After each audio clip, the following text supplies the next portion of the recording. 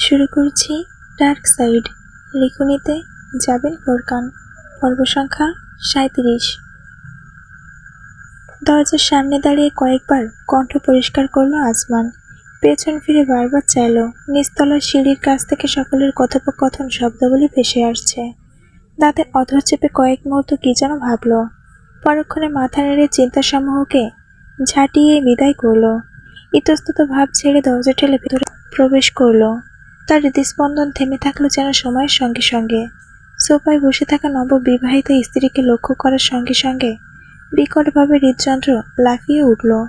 তবুও বাহ্যিক অবয়ব শান্তই দেখালো, যেন অটল পর্বত দণ্ডায়মান আপন দৃঢ়তায়। একা একা বসে কিছুটা বিরক্তই হচ্ছিল রোজা, সঙ্গে খানিক চিন্তা। সবকিছু আদতেই ঠিক রয়েছে তো? ওইদিকে আসমানের কি খবর? সামান্যতম সময়ের জন্য সাক্ষাৎ হয়নি। কল্পনা শক্তিতে হৃদপটে আঁকিবুকি কেটে গেল সে। হৃদয় অধিপতির এক কাল্পনিক চিত্র ফুটিয়ে তুলল তাতে। তার কল্পনা অতি সত্তার বাস্তবে পরিণত হলো। দরজা ঠেলে ভেতরে প্রবেশ করতে দেখল আসমানকে। কালো ফরমাল স্যুটে আবৃত তার অভিজাত অবয়ব নজর আবদ্ধ হলো না, না চাইতেও। অজান্তে সোফা ছেড়ে মুখোমুখি হলো অনুভূতির স্বামীর। শিরশিরে তরঙ্গ খেলে গেল শরীর জুড়ে। দৃষ্টিতে ভর করল আবেগ অশ্রু। ওই কৃষ্ণ গহ্বরে বিলীন ঘটল নিজের। কেমন সুখ সুখ অনুভূত হচ্ছে অন্তরে। চাঁদের দৃষ্টিও আজ হার মানিয়েছে সকল মাধুর্যকে। নির্লজ্জভাবে পর্যবেক্ষণ করল জ্যোৎস্নাকে আপাদমস্তক। সামান্যতম লোকানোর চেষ্টা করল না অভিব্যক্তি। ওই দৃষ্টিতে ফুটল অসীম মুগ্ধতা। আমার নয়নপটে তোমার অস্তিত্বের সুন্দরিমা অলৌকিক। কণ্ঠটি হৃদবালোচরে অনুভূতির জলোচ্ছ্বাস ঘটালো। অশ্রুর ফোঁটা মুক্তদানার মতো গড়িয়ে নামল কপল থেকে। এগোলো ধীরে ধীরে। দুর্বার দেওয়াল গুড়িয়ে সন্নিকটে এলো ভাগ্যের চক্রে আবর্তিত একজোড়া অপার্থিব অস্তিত্ব। নিগূঢ় কালো বর্ণের তরণে আবদ্ধ অমানিসা এবং প্রশান্তিময় শুভ্রতার স্নিগ্ধতার সিক্ত দীপ্তি। একে অপরের সম্পূর্ণ বিপরীত, তবুও যেন একসুতোই গাঁথা। ঝুঁকল রোজা অতর্কিতে। নববিবাহিত স্বামীকে সালাম করতে চাইল, কিন্তু আসমানের দুবাহু তাকে থামিয়ে দিল মাঝপথে। উত্তোলন করে হাত জোড়া আপন মুঠোয় পুরল, ঠেকালো পাথরকাঠিন্য প্রস্ত বুকে। স্ত্রীর স্থান স্বামীর পদক্ষেপে নয়, অন্তর জুড়ে। কণ্ঠটি শান্ত থাকতে দিল না। বজ্র ঝড় তুলল হৃদয়াঙ্গনে। এগোলো রোজা, নিজেকে লুটিয়ে দিল অমানিসার আলিঙ্গনে। খামতি রাখল না আসমানও, জড়িয়ে নিল এক পলসা অনুভূতিকে শক্তভাবে। রোজার অশ্রু তার শার্ট সিক্ত করল ক্রমশ, বাধা দিল না, শুধু চলির উপর আলতোভাবে হাত বুলিয়ে গেল। তার কোমরে জড়ালো বিবাহিত স্ত্রীর বাহু, আঁকড়ে ধরে তাকে আঙ্গুলের ভাঁজে ভাঁজে বিড়বিড় করল, আমার চাঁদ, বলো জ্যোৎস্না। নমনীয় কণ্ঠটির জবাব ভেসে এলো তৎক্ষণাৎ। সামান্য কাঁপল রোজা অনুভূতির গাঢ়ত্বে। আবারও শুধালো, চাঁদ, জ্যোৎস্না, চাঁদ। আমার চাঁদ। বারবার চাঁদ বলে ডাকছো কেন? মুখ তুলল রোজা, উপরে তাকিয়ে অশ্রুসিক্ত হাসি মাখা অধরে জানালো, তুমি জ্যোৎস্না ডেকে উত্তর করছো? বারবার শুনতে ইচ্ছে করছে। তাকিয়ে থাকলো আসমান। ওই তারকা খচিত নয়ন জুড়ে অনুভব করলো তার নয়ন জোড়া ক্রমশ সিক্ত হয়ে উঠতে বাধ্য হচ্ছে। এই রমণী তার অটল হিমশীতল হিমালয়কে এক লহমায় গুড়িয়ে দিয়েছে, দূর করেছে সকল দ্বিধাদ্বন্দ্বকে। অবশেষে সত্যের পবিত্র সম্পর্কে আবদ্ধ তারা। এই পথ চলা আজীবনের। আপন আপন প্রতিজ্ঞায় প্রত্যেকেই বলিয়ান। মোকাবেলা করবে ক্রূর ভাগ্যের একসঙ্গে। হাতে হাত মিলিয়ে রক্ষা করবে একে অপরকে আপন আলিঙ্গনের মাঝে। দীপ্তিময় না হোক, অমানিসায় ছেয়ে যাক জীবন, তবুও একে অপরের শক্তি হয়ে কণ্ঠকারিণীয় পথ পাড়ি দিতেও যেন কোনো ভয় নেই। প্রতিশ্রুতি স্বরূপই যেন আসমানের ডান হাতের আঙ্গুলের ফাঁকে একে একে আবদ্ধ হলো রোজার আঙ্গুল সমূহ। কপালে ঠেকল কপাল, বুঝে এলো নয়ন জোড়া। দরজার পেছন থেকে দৃশ্যটি লক্ষ্য করতে থাকা নিহাদ, চারুলতা এবং বিলাল হাসিমাখা ঠোঁটে নিঃশব্দে দরজা চাপিয়ে বিদায় নিল খুশি মনে। আজ অমানিস পূরণ করেছে নিজেকে দীপ্তির দুয়ারে। কোনো মহাকাব্যের সূচনা ঘটবে, এহেন আত্মসমর্পণ, পুনরায় বিচ্ছেদ, নাকি এক ভালোবাসাময় উপখ্যান। অনুভূত পূর্ণ স্মরণীয় দিনটির সমাপ্তি ঘটেছে। নগরে নেমেছে রাত্রি। হিমশীতল বায়ুর প্রভাব বিস্তার ঘটিয়েছে প্রকৃতি জুড়ে। স্থানে স্থানে কুয়াশার দৈরাত্য কাচের আবরণে লেপ্টে তা পরিণত হয়ে চলেছে শিশির ফোঁটায়। রাত্রির আধার চিরে গগনে উদিত হয়েছে এক ফালি চাঁদ। ঔজ্জ্বল্যতার চোখ ধাঁধানো, শীতলতার ধোঁয়াশা ভেদ করে ধরিত্রীকে স্নিগ্ধতায় সিক্ত করে সে আপন জ্যোৎস্নায়। মেঘ তীর বিস্তৃত কক্ষটির বিছানায় চুপটি করে বসে আছে রোজা। স্মৃতিস্পন্দন তার হার মানিয়েছে তেজস্বী অশ্বকেও। লাজ খচিত দৃষ্টিতে আনমনে চারপাশে দৃষ্টিপাত করে চলেছে। এখন পর্যন্ত তার বিশ্বাস হয়ে উঠছে না সে বিবাহিত, নিজের চাঁদকে আপন রূপে লাভ করেছে। ভাগ্য এতটা সহনশীল কবে থেকে হলো তার প্রতি? পুনরায় রেমান পরিবারের বাসভবনে ঠাঁই হয়েছে তার, তবে এবার কোনো প্রকার আশ্রিতা হিসেবে নয়, এ তার অধিকার। আজ থেকে এই বাড়িটি তার নিজেরও। ভাবতে কেমন শিশিরে তরঙ্গ খেলে গেল হৃদয় জুড়ে। আশেপাশে তাকালো, এক বনেদি এবং আধুনিক বৈশিষ্ট্যের মিশেল স্থাপত্য জুড়ে। শুভ্রতার ছোঁয়া দেওয়ালে দেওয়ালে, যার প্রান্তে টেরাকোটা সম্বলিত কারুকার্য খচিত। একদম মাঝখানের বিছানায় পেন্ট হাউসের কিছু আসবাবপত্র এখানে স্থানান্তরিত করা হয়েছে। তবে স্থান বদল এবং নতুনত্বের কারণ সবকিছুই প্রথমে দেখেছে এমন অনুভূত হচ্ছে। চেনার মাঝে শুধু কালো টেডি বিয়ার, যেটি সব থেকে উপরের তাকে অতি যত্নে কৃত্রিম ফুলের আশেপাশে সাজ্জিত, তা পর্যবেক্ষণ করল রোজা। কক্ষটির একপাশে বিস্তৃত বারান্দা সংযুক্ত, একটি স্বচ্ছ স্লাইড ডোর দিয়ে পৃথক করা। বারান্দা অত্যন্ত সুন্দর, মেঝেতে বিছানো কার্পেট, যাতে বালিশ কুশনের কমতি নেই। চাইলে কম্বল নিয়ে রাত কাটানো সম্ভব অনায়াসে।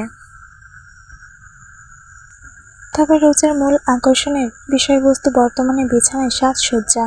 সম্পূর্ণ কালো চাদরের উপর রজনীগন্ধা ছড়িয়ে একটি হৃদয় চিহ্ন আঁকা হয়েছে। বেডসাইড টেবিলে তাজা টিউলিপ ভাসছে। পর্যাপ্ত আলোর ব্যবস্থা থাকা সত্ত্বেও স্থানে স্থানে সুঘ্রাণ সম্বলিত মোমবাতি প্রজ্বালিত, যার সুবাসে সম্পূর্ণ কক্ষ পরিপূর্ণ। আর মনে ঢোক গেলে তা লক্ষ্য করল রোজার দৃষ্টি, যেন মাত্রই অনুধাবন করেছে যে আজ তার বাসর রাত, বিয়ের প্রথম রাত। কতই না স্বপ্নবোনা থাকে প্রত্যেক রমণীর জীবনে এই বিশেষ রাত্রিকে ঘিরে। কিন্তু অদ্ভুত হলেও সত্য, রোজার তেমন কোনো বাসনা নেই। কোনোদিন ভাবার সুযোগ হয়নি। জীবনের সঙ্গে সংগ্রাম করে অতিবাহিত হয়েছে তার যুগ। যখন কারো অনুভূতিতে জড়ানোর পালা এলো, তখন দোলাচলে দ্বিধাদ্বন্দ্বে চুরমার হলো অন্তর। বারংবার ভয় হতো এই হৃদয়ের, অমানিসাকে ঘিরে স্বপ্নবোনার ভয়। কল্পনাও করেনি কোনোদিন তার ভাগ্য তাকে এই পর্যায়ে টেনে এনে দাঁড় করাবে। সবটা যেন বাস্তব হয়েও পরাবাস্তব, অপার্থিব হয়েও রূপকথার ন্যায় চমৎকার। উঠল রোজা। কক্ষের ডিজিটাল ক্লক জানাচ্ছে সময় রাত 11:20। আনমনে সে হেঁটে গেল তাকের কাছে, তাকিয়ে রইল রক্ষিত টেডি বিয়ারটির উদ্দেশ্য। আসমানের অংশ। কেমন ছিল সে দেখতে? নিশ্চয় পিতামাতার মতোই অদ্ভুতপূর্ব। রোজা যদি চায়, আসমান কি তাকে দেখতে দেবে? মেঘকে একটিবার অবলঙ্ঘন করা সম্ভব হবে কি? আপন মনে একটি দীর্ঘশ্বাস নির্গত করল রোজা। জানতেই তার ডান হাতটি ঠেকল নিজের উদরে। মৃদু হাসি নিয়ে ভাবল, কোনোদিন কি আসমানকে ছোট্ট একটি আসমান উপহার দেওয়ার সৌভাগ্য হবে তার? খুট করে দরজা খোলার শব্দে ঘুরে তাকালো রোজা। ভেতরে প্রবেশ করতে দেখল আসমানকে। স্যুট খুলে ফেলেছে, বাহুতে ঝুলছে তা। ইন করা শার্টও বেরিয়ে এসেছে বেল্টের বাইরে। এক হাতে কলার ঢিলে করতে করতে এগিয়ে রোজাকে লক্ষ্য করে থমকে গেল। স্থবিত হয়ে পড়ল সম্পূর্ণ। নিকষ আঁধার দৃষ্টিতে সামান্য বিস্ময় দেখা দিল, যেন রোজার উপস্থিতির কথা বেমালুম ভুলে বসেছে সে। অনুধাবন করে মৃদু হাসল রোজা, নিঃশব্দে। তাতে একটি ঢোক গিলে অতি দ্রুত দৃষ্টি হঠে। ঘুমাবো? এই রাত ঘুমানোর রাত বুঝি? মেশিনের মাঝে বিব্রত বোধ লক্ষ্য করে মস্তিষ্কে দুষ্ট বুদ্ধি খেলে গেল রোজার। তার কৌতুকে কাজ হলো বৈবিক। প্রথমবারের মতো আসমানকে লজ্জাবোধ অনুভবন করতে দেখা গেল যেন। অস্বস্তিতে ভুগছে। ক্রমেই নিজের কলার টানাটানি করে চলেছে। কি যেন ভাবলো কয়েক মুহূর্ত, তারপর অতর্কিতে চাইল রোজার উদ্দেশ্যে। তাকের পাশে হেলান দিয়ে দাঁড়ানো রোজা হঠাৎ অমানিসার দৃষ্টি পরিবর্তন খেয়াল করে বরফে পরিণত হলো। হাতের বিছানায় ফেলে আসমান এগোলো, শার্টের উপরের বোতাম জোড়া উন্মুক্ত করলো। তাতে তার শুভ্রতম ত্বকে উচ্ছ্বাসিত তীক্ষ্ণ হাড় প্রতিদর্শিত হলো। দুহাতে কাফ খুলে ক্রমশ এগিয়ে যেতে থাকলো রোজার পানে। অজান্তেই শক্ত একটি ঢোক কণ্ঠনালী বেয়ে উদরে নেমে গেল রোজার। অনুভব করতে পারছে হৃদস্পন্দন তার বাঁধনহারা হয়েছে। তার সন্নিকটে পৌঁছে ঝুঁকল আসমান। কিঞ্চিত কম্পিত শরীরে সম্মোহিত চাহনি রোজার। অমানিসের অবয়ব যেন লুটেছে তার সর্বস্ব। নিঃশ্বাস প্রশ্বাস প্রতিক্রিয়া ক্রমে অস্বাভাবিক হয়ে উঠেছে। আরো একটি ঝুঁকে নিগড় দৃষ্টিতে দৃষ্টি মেলালো আসমান। উদ্ভ্রান্ত অস্থির সত্তার আঙুল বাড়িয়ে তার মাস্কটি টেনে নামিয়ে নিল রোজা। প্রাণ ভরে অবলঙ্বন করল চাঁদের কলঙ্ক, অতি আপন তা। ইচ্ছা হলো ছুঁয়ে দেওয়ার, কিন্তু মুহূর্তটি নষ্ট করতে ইচ্ছুক নয় সে। সুব্রতার মুখায়বে বেহায়া দৃষ্টি বুলিয়ে সে থামল পুষ্প অধরে। ঢেউ খেলানো পত্রপল্লব যেন সিক্ত শিশিরে প্রজ্বলন রেখায়। নিশ্চয়ই অধিকার জন্মেছে এর স্বাদ আস্বাদনের। তথাপি নারীসুলভ লাজুকতা ত্যাগ করা সম্ভব হল না। অপেক্ষা শুধুমাত্র স্বামীর আগ্রহের। অধৈর্য দমিত হলো শাড়ির আঁচলে, জড়ালোভাবে আঙুল চেপে। ক্যানাই আসমানের মৃদু আর্দ্র কণ্ঠস্বর হৃদয়ের মোহ জাগ্রত করল। সক্রিয়ভাবে বুঝে এলো নয়ন।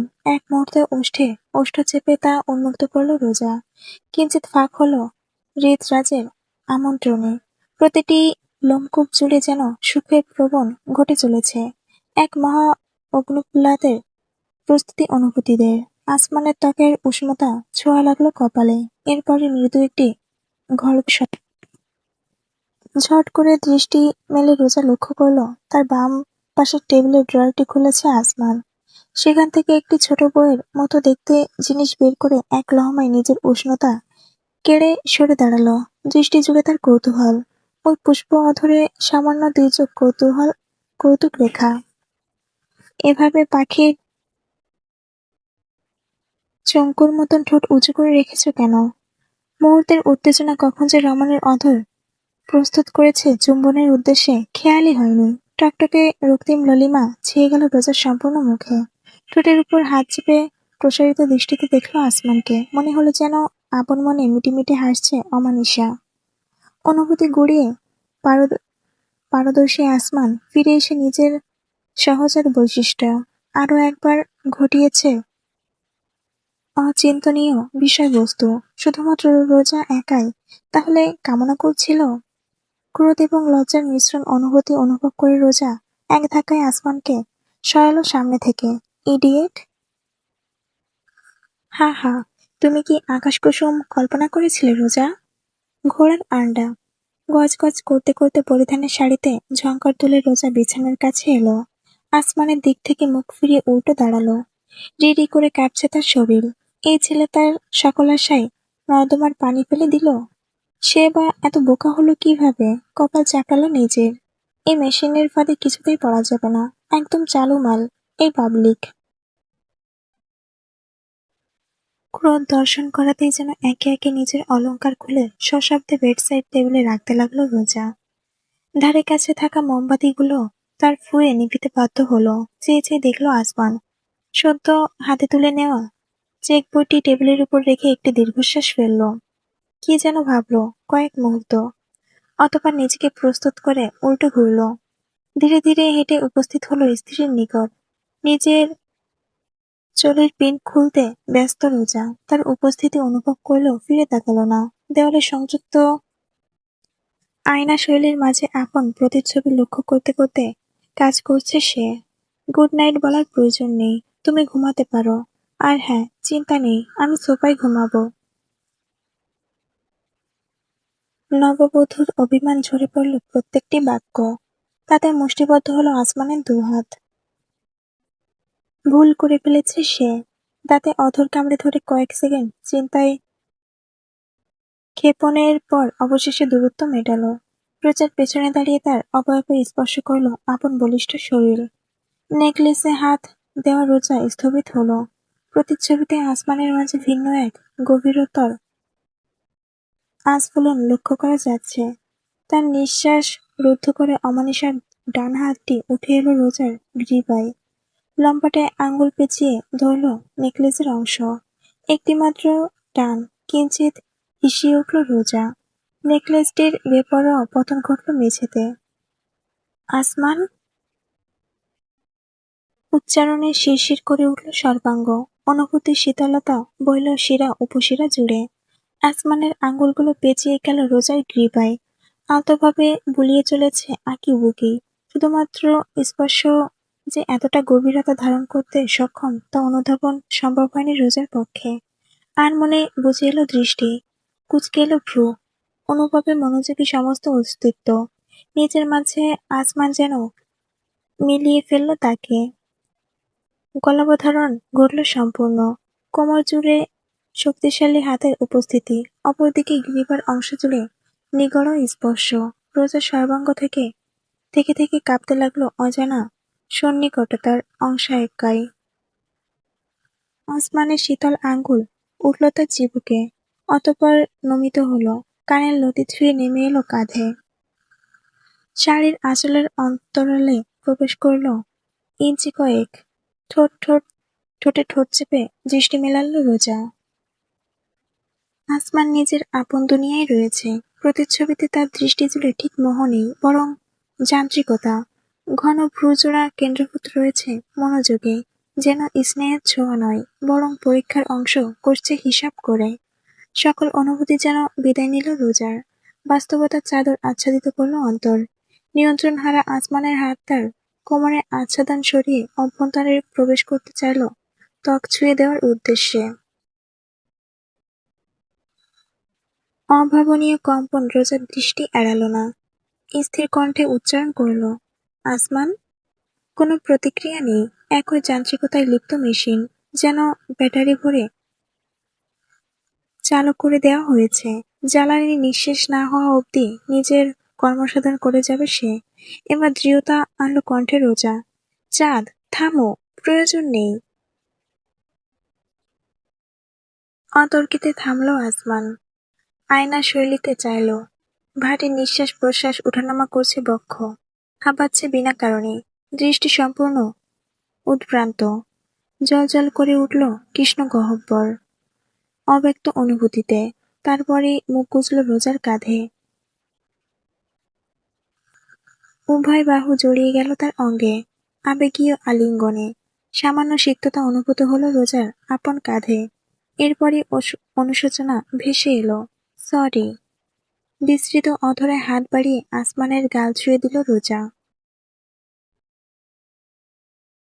চুলে এলোমেলো স্নেহ বুলিয়ে মৃদু কণ্ঠে জানালো, it's okay, it's totally fine.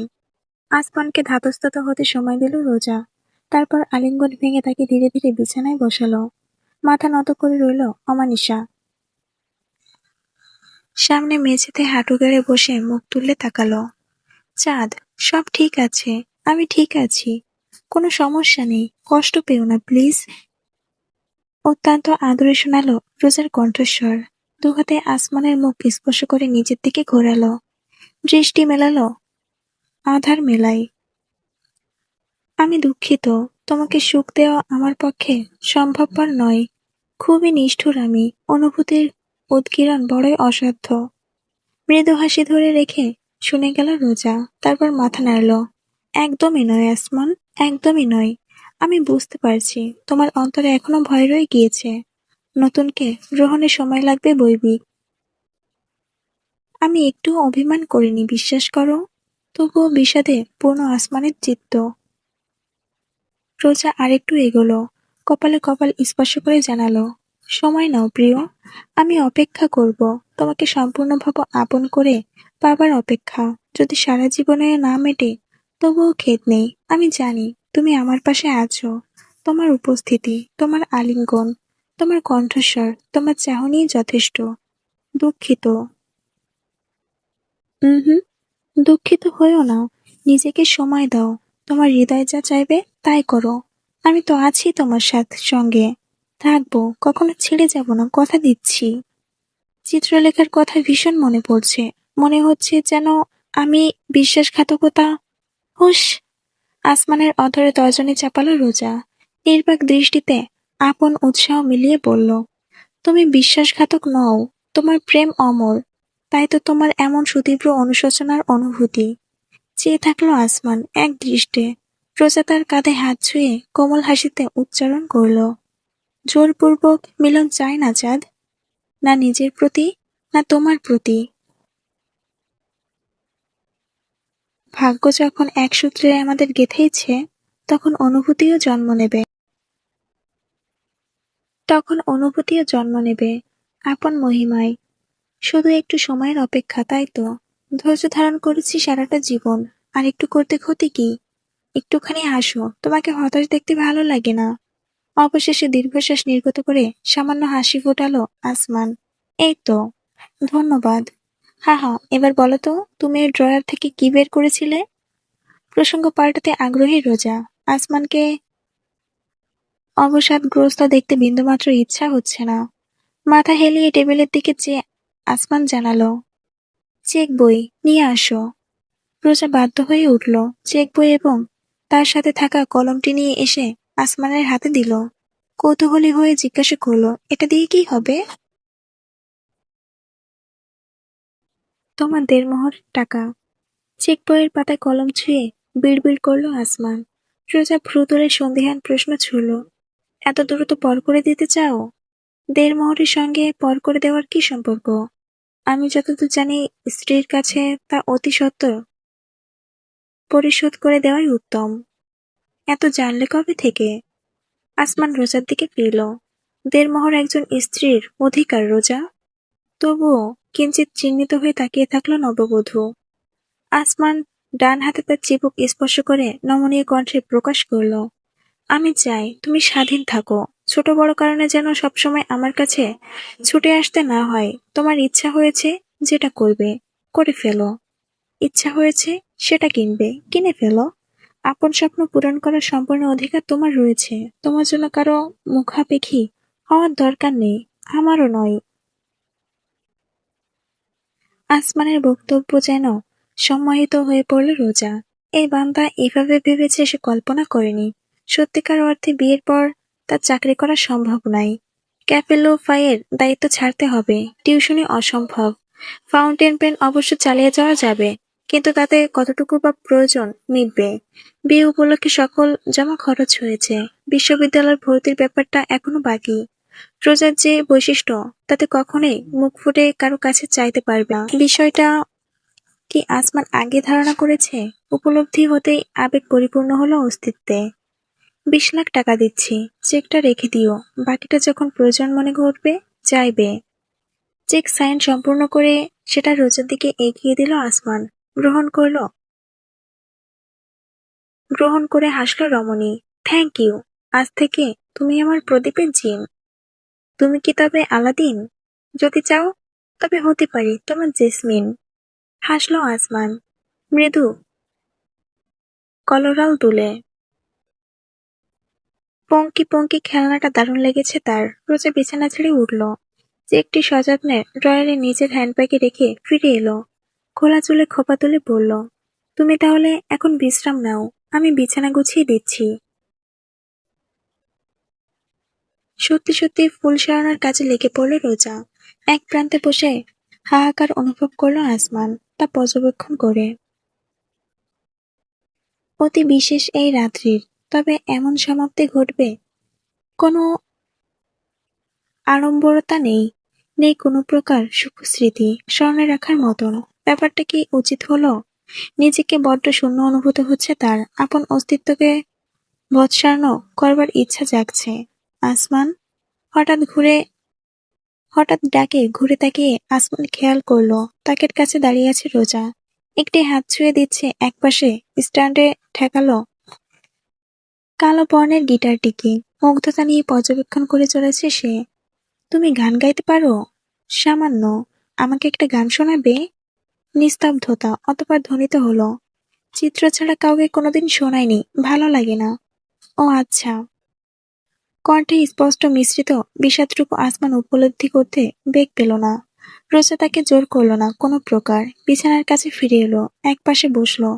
দীর্ঘ এক মুহূর্ত নিঃশব্দ। অতঃপর অতর্কিত উঠল আসমান।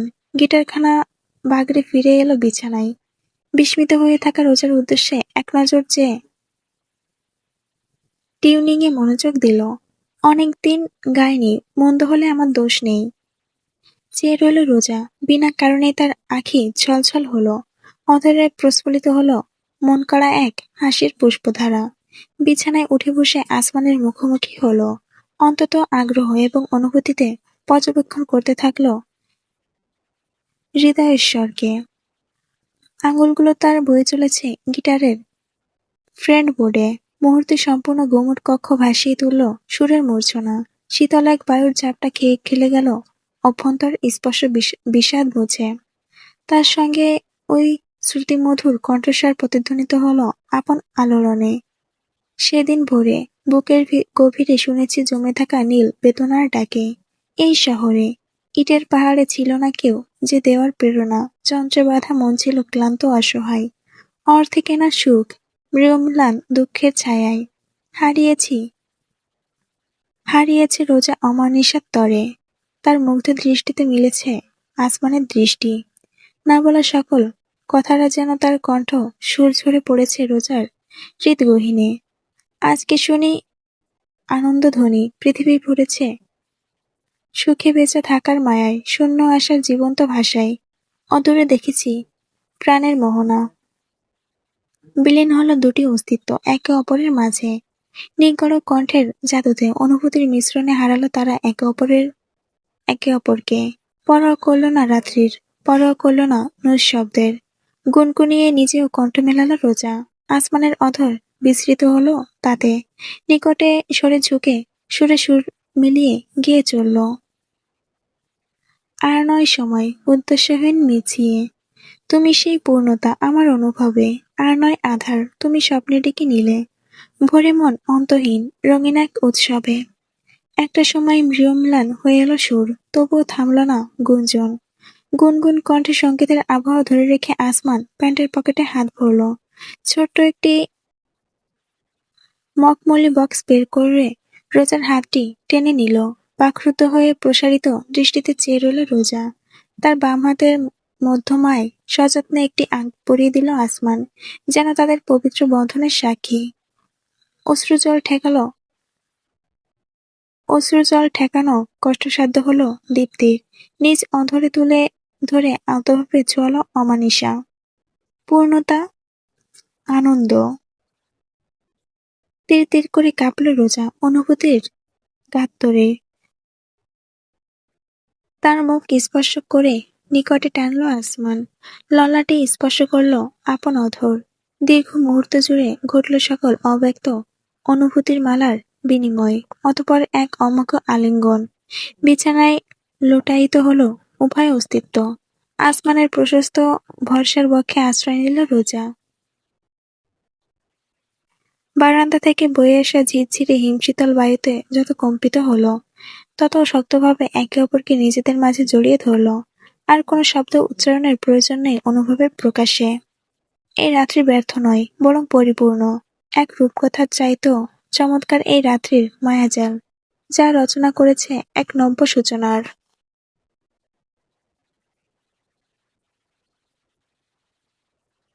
নতুন এক সকাল, নতুন জীবনের সূচনা।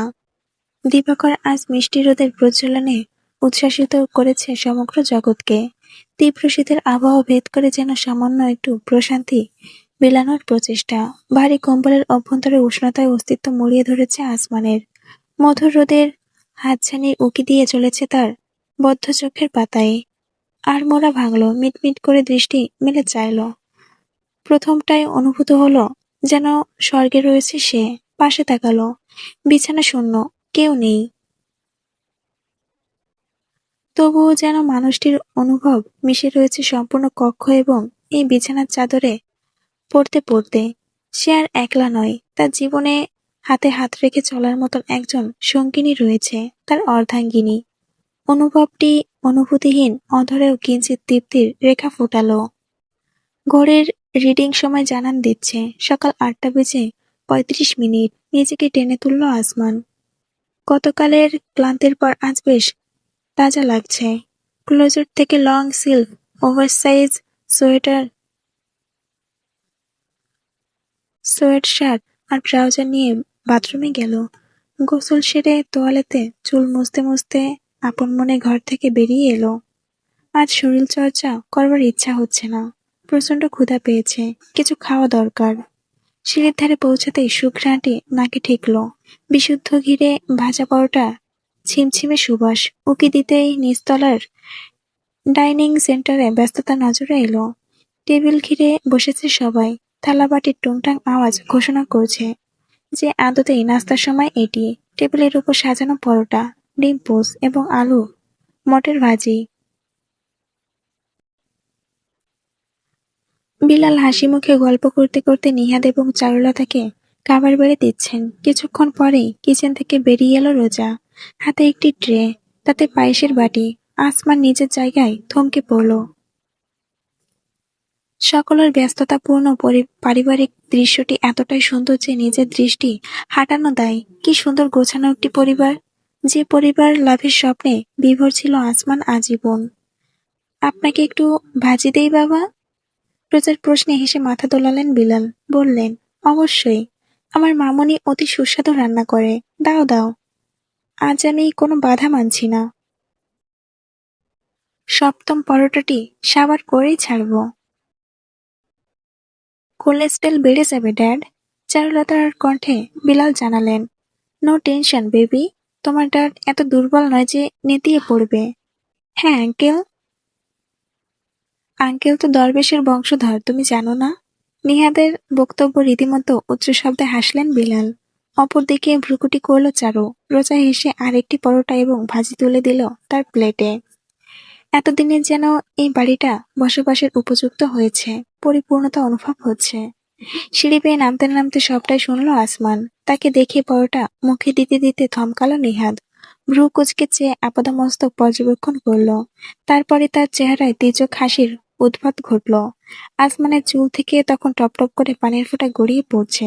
তা লক্ষ্য করে শয়তানি দৃষ্টিতে নিহাদ প্রশ্ন করল, গুড মর্নিং মাস্টার মিঙ্গেল, ঘুম ভাঙল অবশেষে? আসমান নির্বিকার ভাবে চেয়ে থাকলো, কোনো উত্তর না করে চেয়ারে বসার পায়তারা তার স্তব্ধ হলো নিহাদের পরবর্তী প্রশ্নে। সকাল সকাল গোসল করে কেমন বোধ করছো? ভাজি মুখে পুড়তে পুড়তে থমকালেন বিলাল। হতভম্ব চারুলতা। অত্যন্ত নিষ্পাপ প্রশ্নটি তাদের সম্পূর্ণ নিশ্চল করে দিয়েছে। তবুও বুঝতে পারল না আসমান। তোয়ালেটা সিঁড়ির রেলিংয়ে ঝুলিয়ে প্রশ্নবোধক দৃষ্টিতে তাকালো নিহাদের উদ্দেশ্যে। দ্বিগুণ হাসি অথরে মেখে দেবর ভক্ত বলে বসল, তোমার নতুন বউ ভেজা চুলে কিচেনে কাজ করে, আর এখন তুমিও একেবারে ফ্রেশ আউট অফ বাথ হয়ে নামলে? ভালো তো? ভালো না। ঠাস সশব্দে হাতের জগটি টেবিলের উপর রাখল রোজা। দৃষ্টি জুড়ে তার প্রকম্পন, মুখায়েবে লালিমা। আসমান নিজেও বিব্রত বোধ করল। খুব খুব করে কেসে উঠলেন বিলাল রেমান। রোজা দ্রুত তাকে পানি এগিয়ে দিল। চারুলতা হাত বাড়িয়ে তার চুলের গোছা টেনে ধরল। আ আই আই আ নির্লজ্জ গন্ডার, এসব কোন ধরনের কথাবার্তা? বা ওরা করতে পারলে দোষ নেই, আমি বলতে গেলেই যত দোষ। কি করার কথা বলছো? হুট করে নিহাদের সামনের টেবিলে থাবা দিয়ে আসমান ঝুঁকলো। তার দৃষ্টি এতটাই শীতল যে তাতে শিউরে উঠল নিহাদ। জোরপূর্বক হাসি ফুটিয়ে জানালো, আরে আপনি এত উত্তেজিত হয়ে পড়ছেন কেন? নো নো, জাস্ট সে ইট। ঠোঁটে ঠোঁট চেপে চেয়ে থাকলো নিহাদ। আসমানের তীক্ষ্ণ দৃষ্টির মোকাবেলা করা দায়। আরো একটু ঝুঁকে অমানিসে বলল, আই সেড সে ইট। যাহ দুষ্ট, আমি কিভাবে ওসব কথা মুখে আনতে পারি? After all I am still single.